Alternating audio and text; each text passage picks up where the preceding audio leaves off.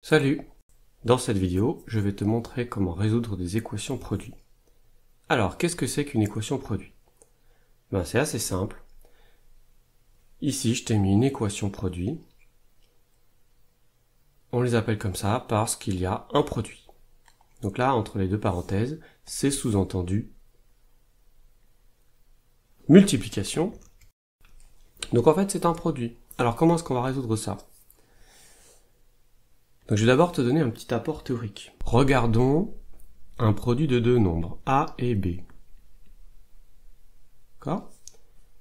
Si jamais A vaut 0, s'il est nul, ou bien si B vaut 0, c'est-à-dire si l'un des deux vaut 0, bien dans ce cas, forcément, le produit des deux va être égal à 0.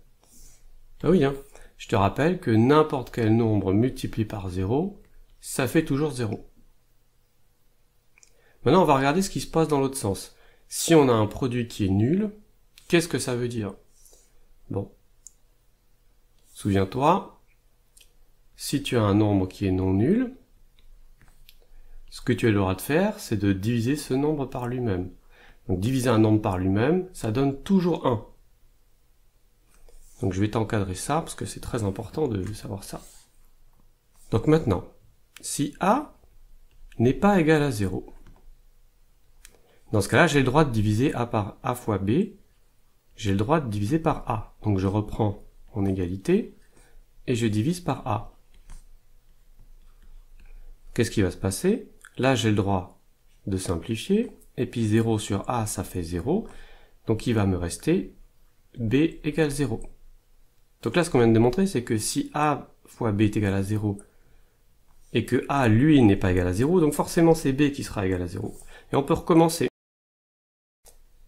Si B est non nul, je peux diviser par B. Là, à ce stade, on ne sait rien sur A. Eh bien, comme avant, je peux simplifier par B. Ici, ça va faire 0 sur B, ça va faire 0.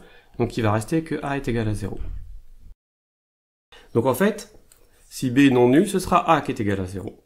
Et bien sûr, si les deux sont nuls, eh ben, c'est vrai aussi. Donc en fait, le produit va être nul si l'un des deux facteurs est nul, ou bien les deux en même temps. Donc, à retenir par cœur, c'est très important, c'est ça qui nous permet de résoudre les équations. Donc, un produit de facteurs est nul si et seulement si l'un de ces facteurs est nul. Phrase à connaître par cœur. Alors, comment est-ce qu'on va résoudre ça maintenant? Donc, on reprend l'équation et on écrit est équivalent à... Eh bien, soit ça va être nul, soit ça va être nul. Donc, je l'écris tel quel. Ou bien, 7x moins 14 est égal à 0. Ce produit va être nul, si et seulement si l'un des deux produits est nul. Donc on se retrouve, au lieu de résoudre une équation, on se retrouve à résoudre deux équations plus simples. Donc là on fait comme avant, résoudre une équation du premier degré. Donc tu peux aller regarder mes vidéos précédentes. Donc on y va. 3x égale moins 2, x égale moins 2 tiers. Donc là, ça te fait une première solution. 7x égale 14, c'est-à-dire x égale 14 sur 7. Autrement dit, x égale 2. Donc ça te fait ta deuxième solution. Après, il faut bien sûr vérifier que moins 2 tiers et 2 sont bien solutions de l'équation. Quelques cas particuliers.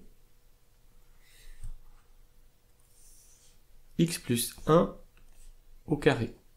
Eh bien oui, c'est bien une équation produit, parce que quand on écrit ça, ce qu'on veut dire en fait, c'est grand X fois grand X. Donc là, ce que ça veut dire, c'est que X plus 1 au carré, c'est en fait X plus 1 fois X plus 1 égale 0. Mais là, il n'y a pas besoin de s'embêter avec toute la théorie précédente, parce que Je te rappelle que si tu as un nombre au carré qui fait 0, il n'y a pas d'autre possibilité. Forcément, c'est que le nombre est nul. Donc là, c'est comme si le carré n'existait pas. Quand on a 0, hein, j'insiste, hein, c'est pas vrai dans les autres cas. Donc en fait, x au carré est égal à 0 est équivalent à x plus 1 est égal à 0, c'est-à-dire x égale moins 1. Là, dans le deuxième exemple, en fait, on a deux produits, c'est-à-dire trois facteurs. 1, 2, 3. Voilà, ça marche comme avant, c'est-à-dire qu'on a x moins 1 est égal à 0, ou 4x plus 2 est égal à 0, ou 1 demi de x moins 3 est égal à 0. J'insiste sur le ou. Je te passe les détails de la résolution. On obtient x égale 1, x égale moins 1 demi, x égale 6.